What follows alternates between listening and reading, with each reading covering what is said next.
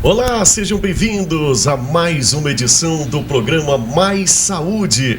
A partir de agora, na tela da NTV 8.1 Digital e para você também que acompanha através da plataforma do Facebook na página NTV Patos de Minas. O Mais Saúde é feito para vocês, com vocês e por vocês, aonde você vai tirar suas dúvidas na questão de saúde. Aproveita, fique à vontade para você fazer a sua pergunta. O telefone está aí na sua tela, 3821-4488 e também o nosso WhatsApp para ficar mais fácil você interagir aqui com a gente. Esse programa que hoje tá pra lá de especial. Bom, estamos entrando no mês de novembro e conforme a gente traz aqui no nosso programa, todo mês uma bandeira, todo mês uma cor diferente, uma causa importante para toda a sociedade. O mês de novembro, para você que sabe, você fique sabendo agora, é o Novembro Azul, é o mês de prevenção do câncer de próstata. E eu quero falar principalmente com você, meu amigo, você, mamãe, você que tem o seu companheiro também. Preste muita atenção, pode mandar sua pergunta a partir de agora, tá bom? Conto com você, com o seu carinho, com a sua audiência. E para responder todas as perguntas sobre o mês do Novembro Azul, dessa campanha super importante, está aqui no estúdio para falar com a gente. Um prazer recebê-lo e um prazer conhecê-lo, né? Tirando o seu tempo e contribuindo para uma saúde melhor para toda a sociedade, o Dr. Walter Morato. Seja bem-vindo. Muito obrigado, boa tarde a todos. O prazer é todo meu de estar aqui no programa novamente. Não está tomando meu tempo, na verdade, isso, como eu estava dizendo aqui nos bastidores, é uma missão. E o mês mais importante para a urologia é o mês de novembro no sentido de conscientização. Então, é lógico que eu jamais recusaria um convite tão importante para vir aqui para falar para a população patense a respeito desse mês tão simbólico para a saúde do homem. Muito bem, o urologista Dr. Walter está aqui com a gente. Então já vamos começar a falar da importância dessa bandeira, desse mês que está só começando, que é o mês que tem aí como bandeira, né, como tema, a prevenção do câncer de próstata. Fala da importância desse mês específico, todos os dias, na verdade. A prevenção ela é muito importante, a gente sabe disso, mas pegar um mês e levantar, divulgar, a imprensa, né, levantar essa bandeira juntamente com toda a sociedade, com quem compete de direito, com quem entende do assunto, é importante, né? Bom, o Novembro Azul é uma campanha a nível mundial, né? Não é uma exclusividade do nosso país, e é uma campanha que é necessária, ou seja, a cada ano a gente renova esse recado de necessidade de campanhas preventivas, de ações preventivas na saúde do homem, não só relacionada à questão da próstata, mas principalmente a ela. Entretanto, essas campanhas, essas abordagens preventivas são de suma importância para o sistema de saúde como um todo, né? A gente sabe que as frentes voltadas à prevenção e promoção da saúde, elas não só diminuem o sofrimento dos pacientes, melhoram os prognósticos, mas também diminuem os custos relacionados à atenção à saúde, diminuem os custos do SUS, num país em que temos tanta dificuldade do ponto de vista do setor de saúde. Então, essas questões, essas campanhas, elas são muito amplas, no sentido humanitário, no sentido econômico, em todas as frentes, em todos os benefícios que ela pode nos trazer. Muito bem, então explica específico o que significa a próstata. Para quem acha, né, que conhece, que sabe o que é, explica direitinho. Bom, muitas pessoas confundem a próstata com hemorroida, por exemplo, né? Às vezes a gente chega a receber alguns pacientes no consultório dizendo que tem um problema na próstata e na verdade a gente vai ver que são alterações hemorroidárias, enfim. Então a próstata é um órgão, uma pequena glândula, ela se localiza na saída da bexiga e através da próstata a urina é transportada. Então a próstata ela tem a ver com o trato urinário, trato genital e urinário masculino. Essa é a função específica da próstata? A função específica da próstata é participar da produção do líquido seminal, ou seja, do esperma. né? Então a próstata ela tem um papel na parte reprodutiva do homem. E ela pode, obviamente, crescer e pode gerar a questão do câncer, né? Que é diferente do crescimento prostático. Mas essa confusão, ela acontece geralmente porque o exame que a gente faz da próstata é realizado através do reto. E é através do reto que a gente consegue palpar essa próstata.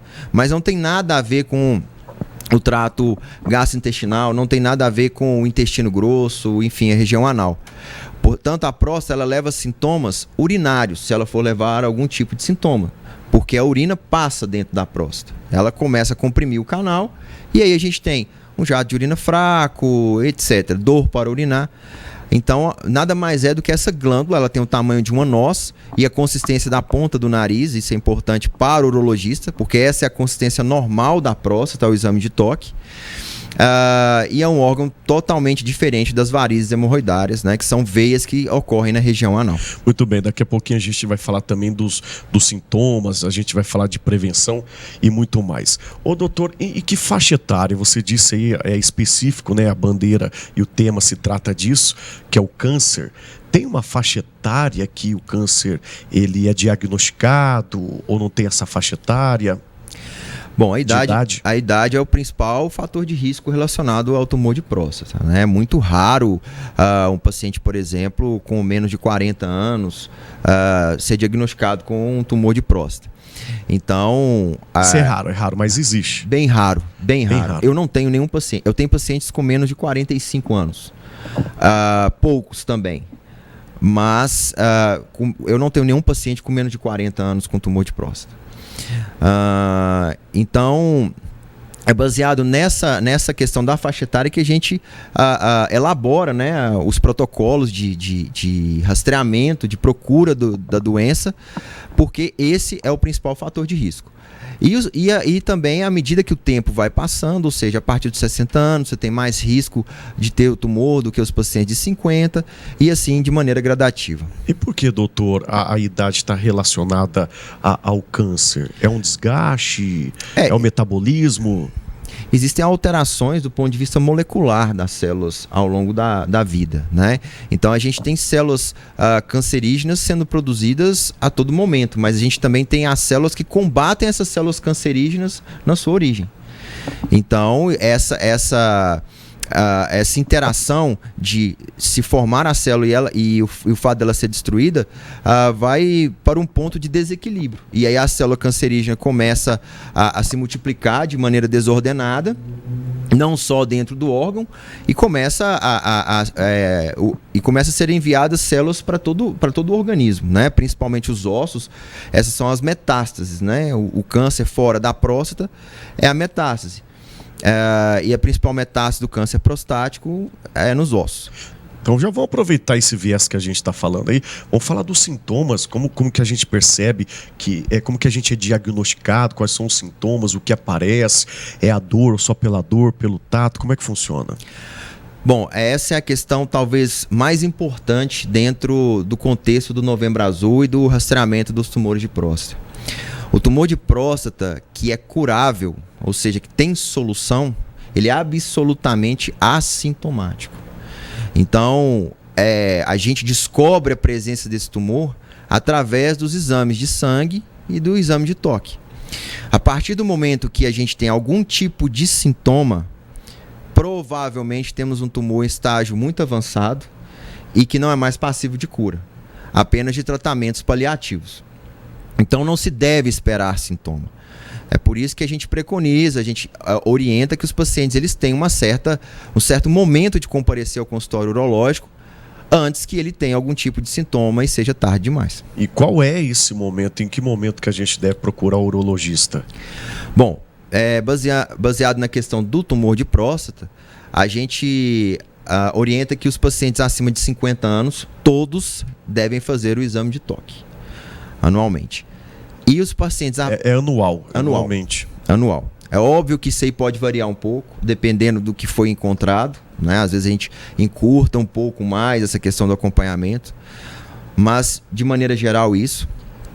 E os pacientes acima de 45 anos, que têm fatores de risco, já deve iniciar o seu rastreamento. Quais fatores de risco são importantes? Os pacientes que têm história familiar positiva, principalmente pai e irmão que tiveram câncer de próstata, e principalmente se eles tiveram esse câncer de próstata numa idade mais jovem, né? Então, câncer de próstata 50, 40 anos, isso deve levar ao paciente ficar atento para começar o rastreamento dele o quanto antes, a partir dos 45 anos. E também os pacientes da raça negra têm uma tendência maior, não só de ter o câncer, mas de ter uma doença mais invasiva, uma doença mais grave. Portanto, história familiar positiva e o paciente da raça negra esses pacientes devem iniciar o rastreamento a partir dos 45 anos. Falando do histórico familiar, se de repente o pessoal que está lá em casa nos acompanhando, a mãe tem o câncer de mama ou outro tipo de câncer em outra parte do corpo, também tem mais probabilidade de ter o câncer de próstata? De maneira geral, não. Mas existem alguns estudos que mostram que alguns tipos de cânceres, pâncreas, alguns cânceres de glândulas, né, podem estar relacionados a um aumento da probabilidade de tumores de próstata. Mas isso ainda não está muito bem estabelecido. Então, assim, existem alguns genes que determinam o câncer de algumas glândulas e que da próstata. O câncer de próstata também pode ser determinado por esses mesmos genes. Mas não é uma coisa que a gente ainda tem que alertar do ponto de vista populacional. São estudos que ainda estão em andamento e que ainda não se constituem numa verdade. Doutor, o senhor estava conversando e explicando no início do nosso bate-papo aqui, mas eu quero voltar e refrisar essa pergunta. Eu acho que essa é a maior pergunta e a maior dúvida do nosso telespectador. Esse câncer de próstata, ele tem cura ou depende do diagnóstico? O câncer de próstata, ele tem cura. Na grande maioria dos casos, a gente consegue a cura. Mas ele tem cura apenas no momento em que ele está... Qual porcentagem, doutor, mais ou menos, de cura? Mais de 90%. Existe um número mais de aproximado? 90%. Mas apenas se ele estiver confinado, ou seja, limitado à próstata. A partir do momento em que se tem metástase, aí a gente já não tem mais condição de curar, porque são células cancerígenas circulando em todo o corpo. E a gente tem algumas terapias que freiam o desenvolvimento dessas células durante algum tempo, mas sem eliminá-las. Então, é por isso, mais uma vez, o câncer tem que ser detectado no momento em que ele é assintomático na sua fase inicial. Muito bem, daqui a pouquinho a gente vem com dicas aí falando de prevenção do câncer de próstata no Novembro Azul. A gente vai para um rápido intervalo, é bem rapidinho, e eu volto já já. Muito bem, estamos de volta com o programa Mais Saúde na tela da NTV 8.1 digital e também através da página do Facebook. Mande aí a sua pergunta, pode ser através do Facebook, através do telefone que está aí na sua tela, 3821-4488, e também o nosso WhatsApp. Novembro Azul é o nosso tema de hoje, falando com o doutor urologista, o Dr. Walter Morato, que está aqui no estúdio, e a gente volta e a sua pergunta daqui a pouquinho a gente manda aqui pro doutor. E falando então específico do câncer de próstata, a gente falou até o momento em que o paciente é diagnosticado com o câncer de próstata. Assim, né, diagnosticado, qual é o procedimento, qual que é o tratamento que é feito, doutor? Bom, o tratamento do câncer de próstata, ele vem evoluindo bastante nos últimos anos. E o mais importante é a gente, num primeiro momento, classificar aquele paciente como sendo um paciente tendo uma doença agressiva ou não. Né? O tumor de próstata, ele não se apresenta de uma maneira única. Então, existem tumores que eles são absolutamente inofensivos. E existem tumores muito agressivos. Então, hoje em dia, dependendo do tumor, se ele for um tumor em fase muito inicial, e se o paciente tiver a predisposição para fazer um acompanhamento bem de perto, um acompanhamento bem disciplinado, a gente pode, inclusive, não fazer nada. A gente pode, inclusive, acompanhar. Pode acompanhar um câncer? pode acompanhar o câncer. Se você juntar os elementos que esse tumor ele pode não se desenvolver ao longo da vida toda do paciente, a gente pode fazer esse acompanhamento. Mas esses casos são extremamente selecionados e requer do paciente, como eu disse, uma disciplina muito grande. Agora, via de regra, né, assim, para a grande maioria dos casos, o tratamento é cirúrgico. A gente tem que fazer a retirada da próstata por qualquer via, né, seja ela via aberta, por laparoscopia, que é a cirurgia por vídeo, ou por cirurgia robótica. Obviamente, a laparoscopia e a cirurgia robótica, elas estão muito à frente. Então, hoje em dia, a cirurgia para retirada da próstata é uma cirurgia muito menos traumática, é uma cirurgia com muito menos dor, uma cirurgia com muito menos sangramento e, portanto, a cirurgia muito menos arriscada. Além disso, a via laparoscópica ou a robótica, que são as minimamente invasivas, elas permitem o paciente uma recuperação muito mais rápida. Às vezes eu dou alta para o paciente e no outro dia. A gente faz a cirurgia e no outro dia ele está em casa. E também permitem a volta às atividades de uma maneira bem mais rápida também. Existe também a questão da radioterapia, que também pode ser utilizada para tratamento dos tumores prostáticos, que ainda são curáveis. Essas opções têm que ser discutidas de maneira bem aprofundada com o paciente, porque, como eu falei, a conduta é individualizada. Cada caso é um caso. É um caso, né? Ô, doutor, e o diagnóstico? Só uma perguntinha antes da gente falar da prevenção e do tratamento. Ele é diagnosticado o câncer de próstata pelo toque retal, só pelo toque retal? Não tem um aparelho, não tem outra maneira? Bom, o rastreamento do tumor prostático, né, como eu falei, dentro daqueles fatores de risco, ele é feito através do exame de sangue, que é o PSA. Então, esse PSA, que é o antígeno prostático específico, é uma proteína produzida pela próstata que cai na corrente sanguínea. Então, a gente faz um simples exame de sangue que está ao alcance de todos, inclusive, né, ao alcance da saúde pública. Isso faz com que esse rastreamento seja um rastreamento extremamente barato. E também através do exame de toque. Então, são exames que caminham juntos.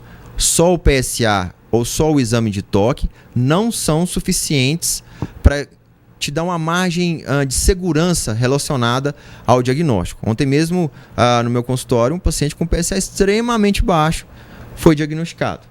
Então, a gente precisa fazer os dois. A partir do momento em que a gente tem alteração de um dos dois, a gente faz a biópsia. A biópsia prostática é que é o exame definitivo do diagnóstico. Então, se o paciente tiver um PSA alto, não é motivo de desespero. Isso pode estar relacionado a uma próstata crescida, a uma hiperplasia prostática ou a uma prostatite e não necessariamente ao câncer. O diagnóstico só vem com a biópsia prostática. Muito bem explicado aqui com o doutor. Bom, e o Wesley está perguntando aqui, doutor, quanto tempo dura o exame de toque? Acho que essa é a pergunta do paciente, né? Existe essa barreira, essas dúvidas, esse medo, o preconceito? Exatamente. Existe o preconceito e a gente só quebra esse preconceito a partir do momento que o paciente, né, obviamente, vá ao consultório ou converse com amigos mais próximos, que realmente é um exame indolor. Mas eu senti dor no exame de toque. Então, provavelmente, pode ter alguma fissura anal, pode ter alguma variz hemorroidária, né, algum hemorroide, enfim. Mas o exame de toque, em si, ele é absolutamente indolor. Qual que é o tempo de duração? Respondendo? 5 segundos. 5 segundos? 5 a 10 segundos. E voltando a falar desse preconceito, essa é a grande barreira até nos dias de hoje, por isso que é importante, né? A gente volta lá do início da nossa conversa, levantar, esse é o papel da imprensa, é o doutor vir aqui, dar explicação, é levantar a bandeira do Novembro Azul, do câncer de próstata. Ele existe, ele está aí, ele tem cura, isso é importante. Mas, infelizmente, existe esse preconceito e eu acredito que seja a grande barreira nos dias atuais. Bom, felizmente a gente está presenciando um período de certa mudança, né? A gente vê uma adesão maior por parte dos pacientes, a gente vê um comprometimento maior por parte das companheiras, por parte das irmãs, por parte das mulheres da família, em tentar realmente conscientizar ao homem de que é necessário esse rastreamento. Mas é lógico que a gente tem ainda aquela fatia da população que tem aqueles discursos, né? Nunca vou, prefiro sofrer, enfim. Mas a gente precisa desconstruir realmente essa questão desse exame, que é um exame super simples. Tem tido uma evolução nessa questão. Tem sim. Isso está melhorando, o preconceito está diminuindo. Que bom. Os homens dessa nova geração, né, eles estão chegando agora para poder fazer o exame. A gente vê que eles estão preocupados, principalmente aqueles que já vivenciaram casos graves na sua família. Então, ainda bem, isso está mudando, isso mostra que a campanha é uma campanha frutífera, né? Muito bem. O doutora Marilene está perguntando se existe a cirurgia pelo SUS. Bom, a questão do SUS é uma questão difícil, né? Eu há alguns anos já não trabalho no SUS, justamente pela dificuldade, né? Não por questão financeira, enfim. Mas a gente precisa melhorar o SUS, né? Essa cirurgia para o câncer de próstata, ela existe no sistema do SUS. Agora, como se dá essa cirurgia, como se dá o encaminhamento desse paciente, como esse paciente vai chegar a um serviço hospitalar, desde a atenção básica, sinceramente eu não sei te falar dentro do nosso município nem na região. O que acontece é que o sistema de saúde, ele obviamente, infelizmente não consegue abraçar a todos que ele deveria, né? Então a gente está vendo movimentações, né, na nossa cidade em torno disso e espero que isso melhore, mas a impressão que eu tenho do meu consultório, o que a gente vê no dia a dia, é que existe uma imensa dificuldade de se conseguir um atendimento completo pelo SUS. Principalmente na questão do tumor do tumor de próstata. A gente percebe em várias áreas, né, e acredito que não seja diferente nessa questão. Bom, mais uma pergunta aqui. O tratamento, ele causa impotência? Durante o tratamento, tem essa possibilidade? Existe essa possibilidade, sim. Né? Uma sequela importante que o tratamento pode levar, né? Pode ser a questão cirúrgica, a questão da radioterapia, pode levar a questão da disfunção sexual. Mas não para todos os pacientes. Para uma minoria dos pacientes, a gente vai ter essa disfunção erétil. Mesmo assim, em grande parte, os pacientes conseguem recuperar a questão da função sexual ao longo do primeiro ano. E se o paciente não conseguir recuperar, a gente tem cirurgia para poder recuperar a questão da disfunção erétil. Portanto, hoje em dia a questão da disfunção erétil, ela, obviamente, num contexto de um câncer, de um tumor, ela é secundária porque a gente tem condição de resolver. Muito bem. Bom, doutor, e essa é a grande pergunta, né, para a gente finalizando aqui o nosso bate-papo, a nossa entrevista aqui no Mais Saúde, dicas de prevenção, como prevenir, uma alimentação, existe o tipo de exercício, o que pode fazer para diminuir essa possibilidade, essa probabilidade de ser diagnosticado com o câncer de próstata, existe? Bom, os estudos relacionados aos hábitos de vida, eles ainda são inconclusivos com relação à questão do câncer de próstata. Mas, obviamente, existem estudos que apontam para a questão da diminuição ou de se parar o tabagismo, né, atividades físicas, perda de peso. Ou seja, são hábitos de vida que servem para todos os problemas, para todas as patologias e para a grande maioria dos cânceres, né?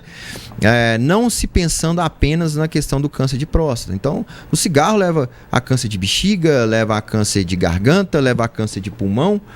Então, a questão do Novembro Azul é isso. Não só o tumor, não só o câncer de próstata. É uma ação voltada para a saúde do homem como um todo. E passa por isso. Passa por bons hábitos de vida, alimentação saudável, exercícios físicos regulares. Obviamente, prevenção de outras doenças, né? Doenças sexualmente transmissíveis, enfim. O Novembro Azul, ele é muito amplo. Ele é muito maior do que um rastreamento de tumor de próstata. Mas esse realmente foi o ponto central, é o que deu o pontapé inicial, né, na questão da campanha. E a gente precisa falar muito sobre esse assunto. Eu tenho certeza que a gente vai voltar em outras oportunidades. O urologista, existe várias portas, né? Várias vertentes que a gente pode estar trazendo e batendo papo aqui no nosso programa. Nosso tempo é curto, que a gente vai abordar outros temas ainda no programa de hoje. Mas, doutor, antes de despedir, o contato, onde que o senhor atende, suas redes sociais. Bom, eu atendo no Hospital Nossa Senhora de Fátima, única e exclusivamente, todos os dias, como eu digo sempre aqui, inclusive sábados, domingos e feriados. E no Instagram, meu Instagram é @ValterMorato. Então a gente tem muito conteúdo no Instagram. Bacana. Muita dica de urologia. Tem algumas coisas relacionadas à minha vida pessoal, algumas peculiaridades, né? Pelo fato de eu ter trigêmeos. Então, às vezes as pessoas gostam Trigêmeos, doutor? Às vezes as pessoas gostam de ver como é nosso cotidiano. E espero que vocês nos prestigiem nas redes sociais também. Então repete o Instagram? @ValterMorato. Walter Morato. Doutor urologista, muito obrigado, prazer conhecê-lo. E como eu já falei, vamos ter outras oportunidades do nosso bate-papo e de conscientizar e levar uma saúde, uma qualidade de vida melhor à população patense e de toda a região. O prazer foi todo meu, eu me sinto muito honrado com cada convite aqui na emissora e espero voltar sempre a gente debater outros temas relacionados à urologia. Muito bem, e você não sai daí não, porque no próximo bloco a gente vai falar com a psicóloga Regina Cardoso, dia de finados. A gente vai falar sobre emoção, sobre a sua saúde mental, mais uma vez, um tema muito importante, tá bom? Eu volto já depois do intervalo. Muito bem, estamos de volta com Mais Saúde na tela da NTV e a nossa próxima entrevistada já está no estúdio, mas antes a gente vai para um recadinho super importante da Flávia Faria. Olá! O meu recadinho hoje é para você que sofre com alergias, problemas respiratórios, rinite alérgica. Isso pode ser problema do seu colchão vencido. Você sabia que um colchão comum com 5 anos de uso pode acumular até 3 trilhões de ácaros? Então, gente, se esses ácaros estão no seu colchão, eles podem comprometer muito a sua saúde. E a boa notícia que eu tenho para você é que o colchão oriental J2000 pode ajudar você nesses problemas. Isso porque a primeira camada do colchão oriental J2000 recebe um tratamento especial contra fungos, bactérias e ácaros. Essa camada é constituída por uma espuma em alto relevo vulcanizada que aumenta sua resistência e durabilidade. Além de ser arejada, é resistente ao suor e ainda isotérmica, tornando a temperatura do seu corpo ideal para o seu sono. Essa primeira camada, que se chama perfilado massageador, tem seus relevos enrijecidos que massageiam seu corpo no estilo do-in, como se fossem as pontas dos dedos de um massagista, aliviando a tensão muscular e facilitando o processo circulatório durante o repouso. Então, o que você está esperando para melhorar a sua qualidade de vida? Adquira já o seu colchão oriental J2000. Passe aqui na nossa loja, na Rua Major Gotti, esquina com Farnese Maciel, em Patos de Minas. Tá certinho, Flávia Faria aí com dicas de saúde aqui no programa Mais Saúde, como sempre. Muito bem atento. Bom, e nesse bloco, agora a gente traz aqui no programa, ela que é psicóloga, a Regina Cardoso. Numa data e no momento que a gente está aí no feriado de finados, você está passando por esse momento tão difícil na sua vida, que é o luto. Como você está se sentindo? Há quanto tempo que você está vivenciando o seu luto? Todas as perguntas a partir de agora na tela da NTV. O telefone, mais uma vez, coloca na tela aí, produção, 3821-4488. Tem o nosso WhatsApp também, para você não perder tempo, não perder a oportunidade de fazer o seu questionamento aqui para a nossa convidada de hoje. Bom, Regina Cardoso, prazer recebê-la aqui, mais uma vez aqui na NTV. Seja bem-vinda. Muito obrigada, o prazer é todo meu. Boa noite a todos, boa noite a todos os telespectadores. E é isso, no momento que que mexe com o emocional das pessoas, né? A gente está aí no momento do feriado de finados, né? E é um momento difícil, mas segundo pesquisas, é importante vivenciar e passar por isso. É isso mesmo? É importante vivenciar o luto? Realmente, é muito importante vivenciar o luto. As pessoas às vezes pensam que a gente perdeu um ente querido, eu não vou mais falar sobre ele, não vou mais conversar, não vou no cemitério, né?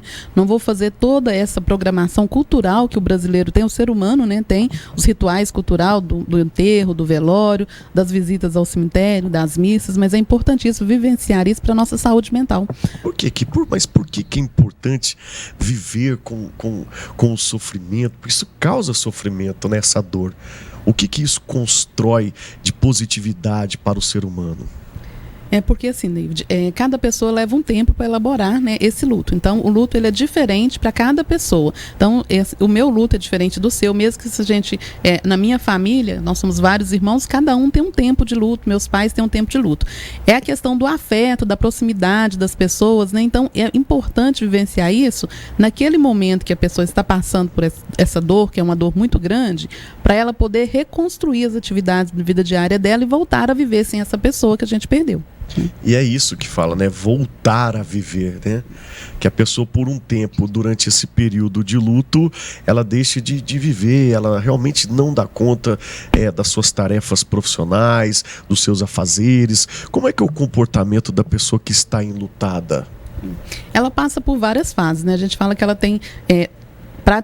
basicamente, são 5 fases dessa elaboração do luto. Pode falar quais são essas fases, né? Se quiser explicar também, fica à vontade. Fase, ela fica muito revoltada, né? As fases que a pessoa tem de essa é da revolta, né? Por que foi essa pessoa? Essa é a primeira fase, quando ela recebe a notícia, vai ou quando depender ela não de cada indivíduo, né? Cada indivíduo vai elaborar esses... podem ser alternadas. Pode ser alternadas, porque às vezes você está com um ente querido que ele está muito doente, a pessoa naquele momento vai falar, nossa, foi bom para ele, ele morreu, ele descansou. Mas quando ele volta, passa 2, 3 meses, ele começa a revoltar. Por que ele foi? Porque ele morreu? Porque então vai depender muito. Então, assim, eu, enquanto psicóloga, Regina, não gosto de nomear essas fases no meu paciente, tá? Tem as fases, são descritas, mas eu não gosto de nomear. Por quê? Eu tenho que ver em qual fase que o paciente está. Porque, às vezes, o paciente perdeu a mãe na semana passada e chegou para mim poder fazer um atendimento. Aí eu pergunto para ele, como que você está em relação a o sentimento da perda da mãe? Não, eu tô ótimo, minha mãe estava sofrendo muito, então como que eu vou falar com ele que ele está vivenciando essas fases, né? Existem as fases, cada um vai elaborar de uma maneira, mas ele vai vivenciar isso. Então depende de cada indivíduo isso. A gente não pode rotular. Não é obrigatório passar por todas essas fases. Não é obrigatório, né? Passar por todas as fases. Então, nesses 2 últimos anos, nós estamos vivendo uma elaboração de luto muito difícil, né? Porque a gente tem tido essas mortes pelo Covid e são mortes muito difíceis de aceitar, né? São mortes assim muito rápidas, de pessoas que você estava vendendo saúde e estão assim nos deixando. Então talvez essa elaboração ficou mais difícil e por isso afetou mais a saúde mental de todo mundo. Imagina, você falou apenas de uma fase, mas vamos falar mais sobre esses sintomas, essas fases. A revolta é uma delas. A revolta, a barganha. Barganha, o que seria, né? O momento do luto da barganha? Não, eu, por exemplo, vou tentar fazer uma barganha, né, com aquilo que eu acredito, né, enquanto religião, enquanto amigos, eu vou tentar fazer uma barganha para poder falar, não, eu vou fazer isso, mas essa pessoa não morreu, ela vai voltar, né? Então, assim, eu acho que ela vai voltar. Depende da crença. Depende da crença, depende da cultura da pessoa. Então, a barganha vai muito disso, né? E depois vem a depressão, né? Porque a depressão, assim, você vai... dependendo das fases. Foi a revolta, a barganha, aí vem a depressão. Isso. Aí vem a depressão, porque a depressão a pessoa vai pensar assim, agora não tem mais. Você vai chegar naquele espaço, você vai olhar para lá, mas não vai ver mais essa pessoa lá, né? E aí você começa a ficar deprimido, que você não consegue. Espera dias e dias, a pessoa não volta, a pessoa não chega, não tem aquele telefonema, né? Então... Essa é a fase mais difícil, Regina. É o momento em que a ficha cai. Né? No linguajar popular, é o momento comum, em que, né? A ficha cai. Assim, é o momento que a pessoa começa a elaborar essas questões da revolta que ela tinha, de todos os sentimentos, que realmente aconteceu esse óbito, que realmente ela não vai mais voltar, essa pessoa não vai voltar e que ela precisa sair disso. Mas depende muito de cada pessoa, porque como que eu vou conseguir trabalhar a questão do luto com a mãe que perdeu o filho, por exemplo, né? Para os irmãos que perderam o irmão. Então, assim, é muito difícil, porque cada pessoa vai passar por um estágio. E essa da depressão, ela vai estar junto com outras questões daquela pessoa. Não vai vir sozinho, porque tem a questão familiar, né? Daquele eixo familiar que desestruturou, se for a mãe, o pai, a família todinha se desestruturou. Se for o irmão, já tem uma outra concepção familiar, né? Se foi de um amigo, então cada um tem um processo. Então vamos lá, revolta, a barganha, a depressão, lembra de mais alguma fase? E depois, né, a aceitação, né? Aqui, acho que está faltando uma, mas depois tem a aceitação, porque a pessoa vai começar a viver. Quando a gente fala que ela consegue elaborar ela volta para a realidade. Isso, ela né? volta para a realidade. Eu, por exemplo, assim, eu falo, você conseguiu entender que você perdeu a pessoa que você amava, a pessoa realmente foi embora, porque é a única certeza que nós temos, né? Mas você vai ter que seguir sua vida. Você tem outras coisas na vida que te prende. Você tem outros filhos, você tem um marido, você tem seus amigos, você tem que seguir. E essa pessoa talvez ia querer que você seguisse a sua vida, né? Então a pessoa começa a internalizar isso. Fica uma saudade muito grande nesse lugar, sabe, Davi? Fica uma saudade muito grande, porque você vai passar o resto da sua vida sem ver essa pessoa. Mas você vai ter que reestruturar a sua vida. E existe um tempo certo? Quanto tempo aproximadamente? Existe pesquisa, se você conhece, quiser falar aproximadamente, quanto tempo dura um luto? Vai depender de pessoa para pessoa também, porque isso é muito da pessoa, a elaboração do luto. Geralmente a gente fala que de 6 meses a 2 anos. Né, que a pessoa, 6 meses a 2 anos. 6 meses a 2 anos, que a pessoa vai conseguir elaborar todas essas fases, vai conseguir reestruturar a casa, né, as coisas da pessoa, organizar a vida da pessoa. Mas, igual eu te falei, depende muito das pessoas. Tem gente que perde um ente querido, por exemplo, e ele vai ficar ali naquele processo de negação o tempo todo, né? Que é o outro processo que estava esquecendo. De negação, que não perdeu, que está tudo certo e vai ficar. Aí passa-se 2 anos, acontece um fato na família, aí ele revive todo aquele processo do luto que ele não elaborou. As recaídas. As recaídas. Aí ele volta para elaborar esse luto. Sabe? Então, essa fase da negação, que ele fica negando, que tá tudo bem, que é igual, não, minha mãe morreu porque ela estava muito doente, para ela foi bom. Mas dentro dele tá ali negando mesmo. Seria tipo uma autossabotagem. Isso, ele tá se autossabotando e negando. Então, assim, depende muito do paciente, depende muito do apoio que ele tem da família, né, da rede de apoio que ele tem, depende muito da crença dele, porque cada um vai elaborar isso de acordo com a crença cultural que ele tem, né? Então, vai muito de pessoa para pessoa. Tá? Então é por isso que é importante você vivenciar o luto, né? Isso, vivenciar o luto. Esse momento. E viver, eu falo assim, desde o momento do óbito, desde o momento que você sabe do óbito, você ver o corpo, fazer todos os preparativos, né? Estar ali junto daquilo ali, participar do velório, ver o enterro, sabe? Ver aquela porta se fechar, porque muitas pessoas não passam essa fase e depois não conseguem falar, mas eu não lembro, eu não vi. Então tem um bloqueio que eles falam, eu não consegui ver, porque não vivenciou. E aí a gente tem que recriar num set de terapia algumas fases da elaboração, que é como que foi o velório, quem estava lá, como que foi, por que você não foi, para a pessoa conseguir sair desse momento. Regina, e a superação? A gente vai rodar um intervalo daqui a pouquinho, mas antes da gente ir para o intervalo, gostaria que você respondesse essa pergunta. A gente falou do luto, né, do sofrimento pelo ente querido, mas a superação, ela existe ou a pessoa convive isso a vida toda, esse luto? Não, existe sim a superação. Pode levar muito tempo, mas existe. Porque, como eu falei que é de indivíduo para indivíduo, vai levar algum tempo. Hoje mesmo eu conversei com uma mãe no cemitério, eu não conheço, nunca vi. Eu passei para visitar um túmulo de um amigo meu que se foi. Eu sempre faço isso. Ela estava lá, ela falou, você conhece ele? Eu falei, conheci. Ela falou do filho dela, ela falou, não, mas agora, doeu muito, mas agora eu estou tranquila.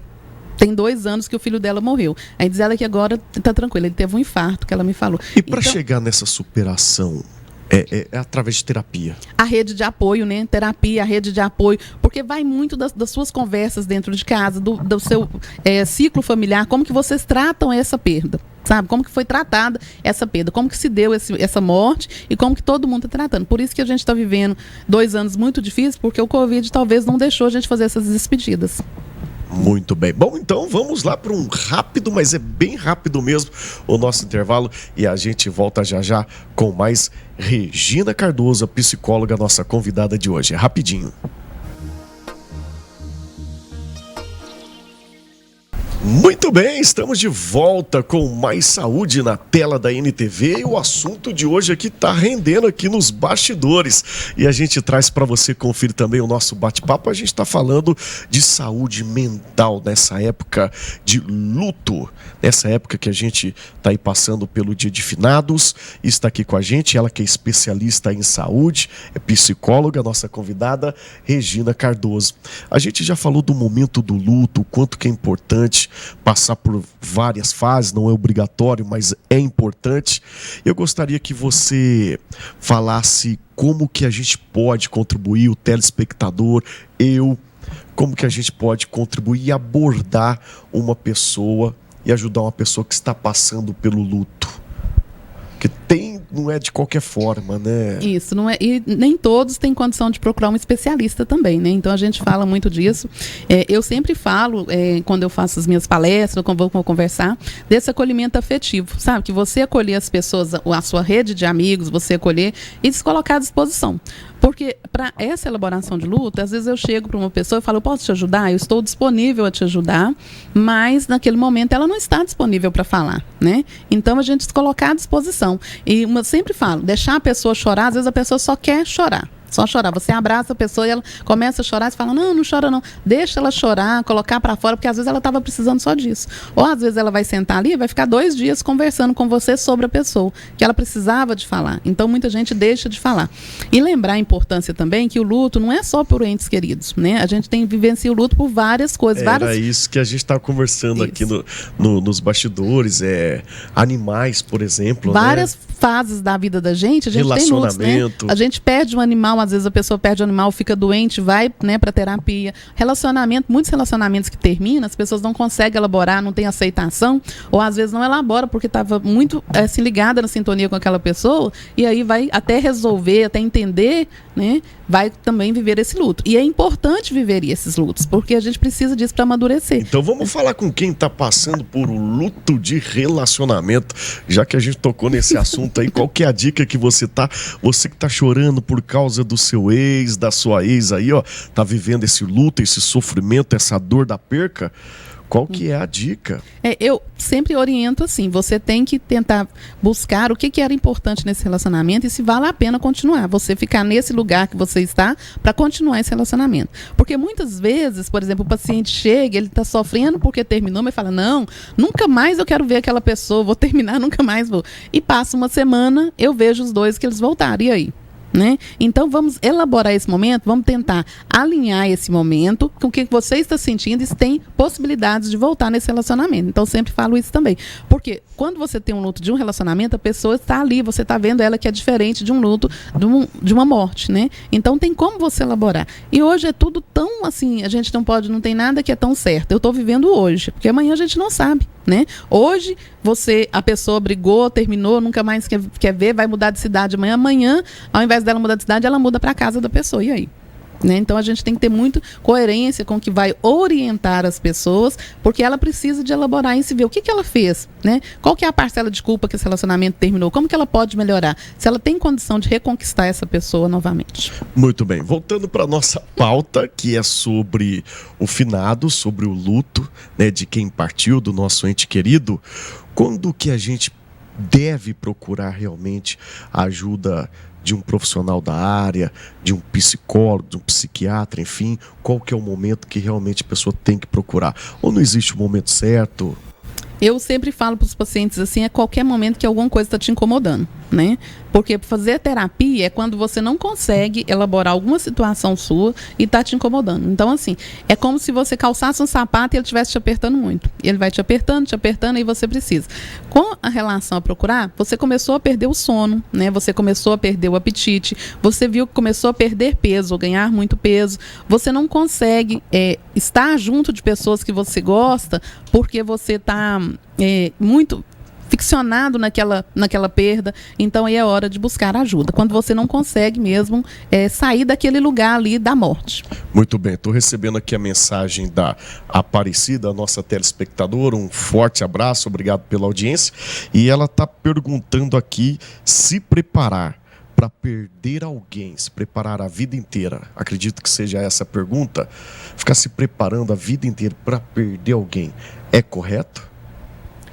Olha, Aparecida, eu não conheço uma técnica para se preparar para perder alguém. Nessa pandemia, né, eu vi muitas pessoas perdendo, né, entes queridos, pais perdendo filhos, mães perdendo filho. Então, assim, não tem uma preparação. Por mais que você esteja preparado, né, emocionalmente, psicologicamente, aquele momento, de fato, ele é muito diferente. Ele é muito diferente.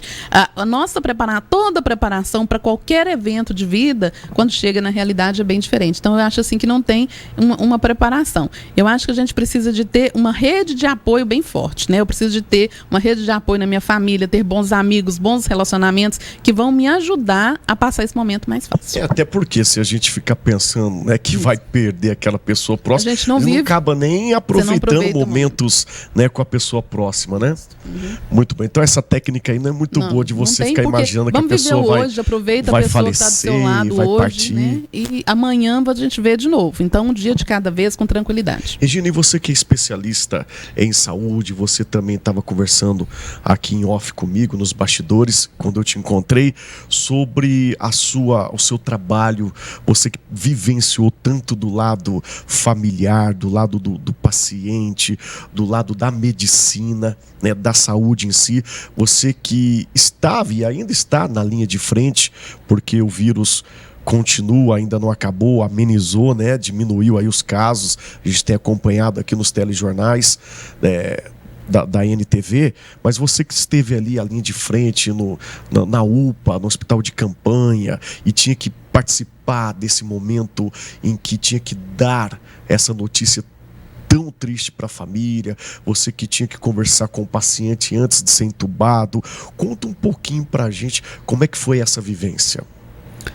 Olha, eu acho que eu falei, essa pandemia, eu tive certeza, eu fiz um doutorado, sabe, de especialização na área de saúde, né? Eu vivi momentos muito intensos, né? A gente começou assim, sem saber por onde, a gente não tem informação correta até hoje, né? E passaram muitas pessoas pela UPA, eu trabalho na UPA, né? Sou psicóloga lá. E aí começou com os primeiros casos, com os acolhimentos, depois as intubações, os casos ficando mais graves, acolher os familiares, acompanhar o médico, que quem comunica o óbito é o médico, né? Eu acompanho o médico para ele comunicar isso à família, acompanhar a família a reconhecer os corpos, né? Poder ver, assim, aquelas famílias, era 4, 5, no início teve muitos óbitos, 4, 5 num dia só. Então, assim, foi bem doído isso. Como a Aparecida falou, se prepara, a gente como profissional se prepara para isso, mas nunca foi a mesma coisa. Então, teve óbitos que doeu muito, tem óbitos que dói muito até hoje, que a gente vai lembrar de casos, né?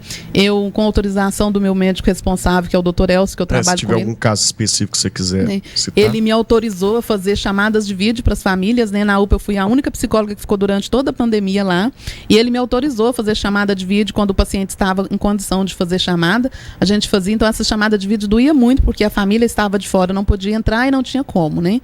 Então, assim, tem casos que a gente vai lembrar para a vida toda, né? De amigos meus, que eu conversei com amigos meus lá, e ele estava bem, e ele falou, não, eu tô bem, vou subir e vai só para poder ir para o hospital de campanha, que lá tem mais suporte, e ele veio a óbito, né? Então, casos que a gente fez visita direcionada, que a gente pegava o paciente lá no hospital de campanha, direcionava ele para de fora da UTI, para ele acompanhar, ver a família dele, e depois o paciente veio a óbito. Então, assim, é muito grave. Então, a gente passou por um momento muito estressante, muito difícil, e que mexeu com todo mundo, eu acho, da saúde, né? Muito bem. A gente vai chegando ao final do nosso programa, e antes de finalizar aqui, a gente chamar lá o Odair no Estúdio 1, eu gostaria que você deixasse agora no final uma mensagem, né, de fé, uma mensagem de apoio, né, às pessoas que estão passando por isso recentemente, estão passando por esse luto.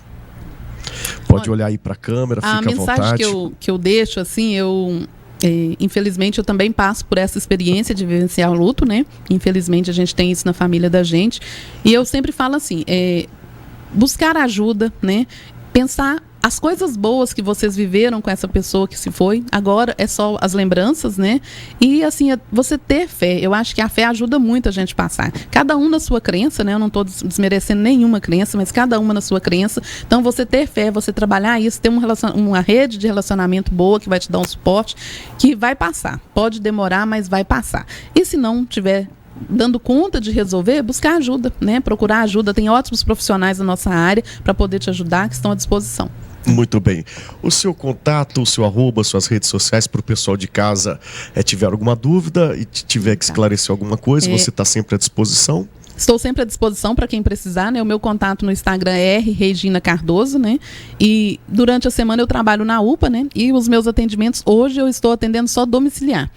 Vai vir uma novidade por aí, eu estou construindo um espaço, né, para poder atender, aí depois eu venho para contar para vocês dessa novidade. É só seguir lá, arroba R Regina Cardoso. Tá? Muito bem. Só seguir lá e para conversar. O meu muito obrigado, prazer te conhecer, e tenho certeza que a gente também se encontra aqui em outros programas com outros temas importantes também. Obrigado pela participação. Eu que agradeço, né, a oportunidade sempre que vocês me chamam aqui, fico muito lisonjeada e para poder levar informação. Qualquer coisa que precisar, estou à disposição sempre, tá bom? Muito bem, a você de casa, o meu muitíssimo obrigado pelo carinho, pela sua enorme audiência e até o próximo programa. Bom, para você que continua ligado aí na NTV, agora sim, a gente aciona o Estúdio 1, está lá com NTV News de Apostos, o Odair Cardoso. Boa noite, Odair.